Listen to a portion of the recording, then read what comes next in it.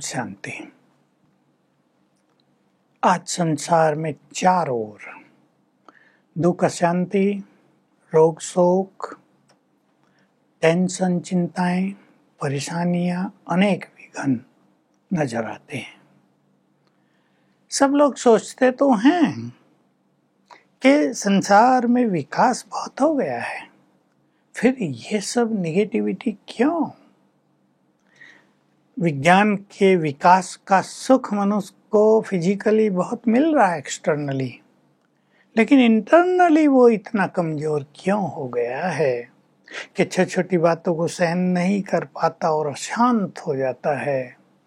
छोटी बातें आते ही वो टेंस हो जाता है। छोटी सी घटना उसको चिंताओं की चिता पर ला बैठाती हैं।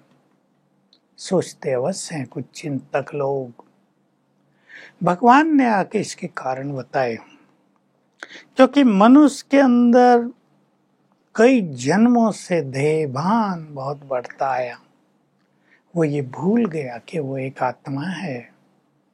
देह का आकर्षण बढ़ा, मनोविकार बढ़े, बहुत ज्यादा विकार बढ़े। पिछले 100 सालों में विषय विकार, सेक्स, लस्ट बहुत बढ़ गया संसार में।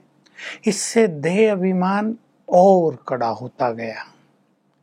मन बुद्धि की शक्तियां नष्ट होती गई और ये अपवित्रता ही दुख शांति का बीज बन गई। इस बात को बहुत कम लोग दुनिया में जानते हैं।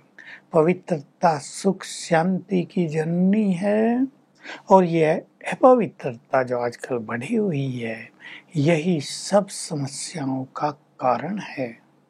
आज जो कुछ संसार में हो रहा है उसको अगर आप एनालाइज करें तो आपको दिखाई देगा 90% समस्याएं विषय विकारों के कारण है, देह अभिमान के कारण है। इससे स्वार्थ बढ़ा, अहंकार के कारण डिवोर्स होने लगे, विषय विकारों के कारण रेप बहुत होने लगे, वे सुसाइडल टेंडेंसी बढ़ गई।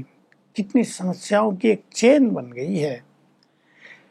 भगवान ने आकर आदेश दिया, अब तुम पवित्र बनो, मुझे ये संसार बदलना है, फिर से इस वसुंधरा पर स्वर्णिम युग की, सतयुग की स्थापना करनी है, तो तुम सब पवित्र बनो।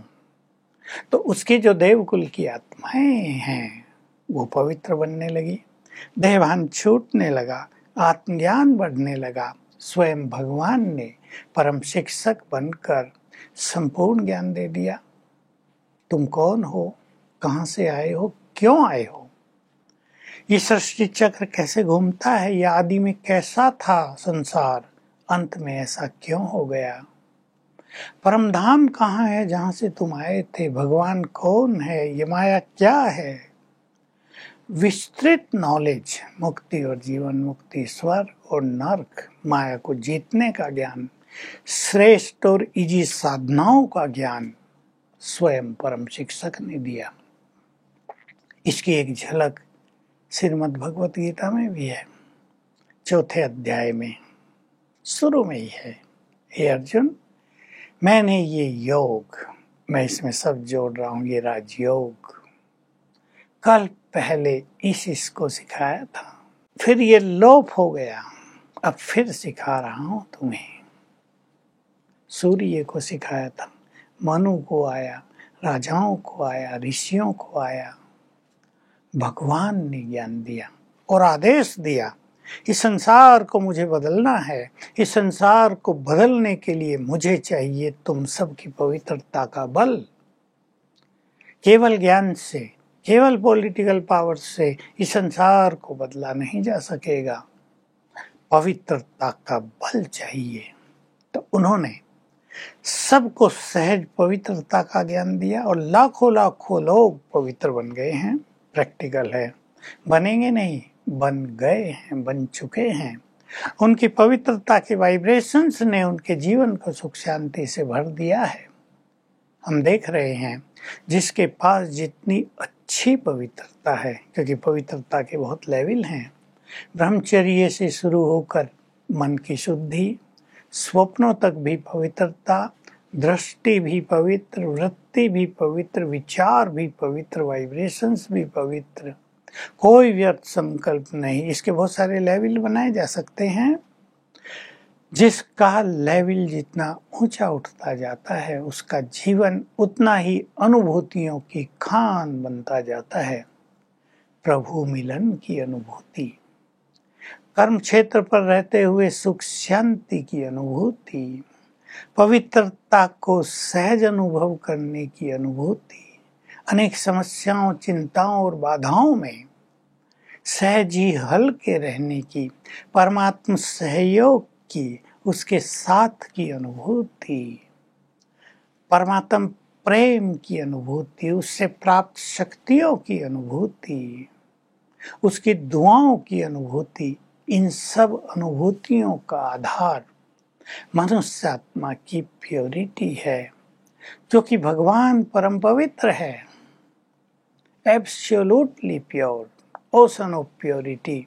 पवित्र आत्माएं ही उसको खींचती हैं और पवित्र आत्माएं ही उसके प्योर वाइब्रेशंस को खींचते हैं।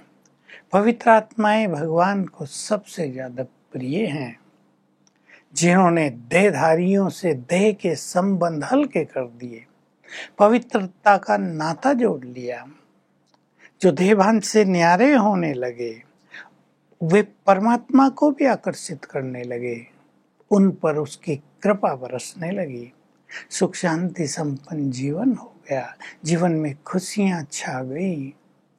तो हम ये देख सकते हैं, ये अनुभव कर सकते हैं, प्योरिटी ही इन सभी प्राप्तियों को अनुभव करने का आधार है। प्योरिटी इस कल्प वृक्ष का भी आधार है। जिस धर्म की स्थापना जब भी हुई, प्योरिटी से प्रारंभ हुई थी। धर्म पिता पवित्र आत्माएं ही आई थी, जो अनेक धर्मों में दिखाया गया। एंजल्स आए, फरिश्तों ने प्रवेश किया, ज्ञान दिया, ये सब पवित्र आत्माएं थी। धीरे धीरे उस धर्म के अनुयायी पवित्रता को भूलते गए, बाहरी सिद्धांतों में अटक कर रह गए। समय बदला, कई विषयी लोग पैदा हो गए हर धर्म में, उन्होंने धर्मों के रूप को विकृत कर दिया और संसार में अब धर्मों की लोवेस्ट स्थिति है। सब आपस में लड़ते हैं, वैमनस्य है, घृणा है, प्रेम नहीं रहा, जबकि सभी ज्ञान देते हैं, तुम रूह हो, तुम आत्मा हो, तुम सोल्स हो, वो तुम्हारा सुप्रीम सोल, सुप्रीम फादर है, हम सब उसकी संतान हैं। तो एक परिवार हो गया ना। तो आपस में बहुत ही प्यार होना चाहिए, निश्चित रूप से होना चाहिए। लेकिन पवित्रता की कमी सबको देहभान में ले आई और सभी सोचने लगे मेरा धर्म बड़ा, मेरा धर्म बड़े, मेरे धर्म ग्रंथ में ये लिखा है, मेरे धर्म ग्रंथों में ये लिखा, तुम्हारा झूठा मेरा सच्चा। ये बिना मतलब के झगड़े प्रारंभ हो गए, घृणा भाव पैदा हो गया। इनसे बचना है। अब समय आ गया है सभी आत्माओं को अपनी मूल पवित्र स्थिति में पहुंचना ही है, क्योंकि सबके घर जाने का, वापस परम धाम जाने का, रूहों की दुनिया में जाने का समय आ गया है। तो ये खेल पूरा होने को है।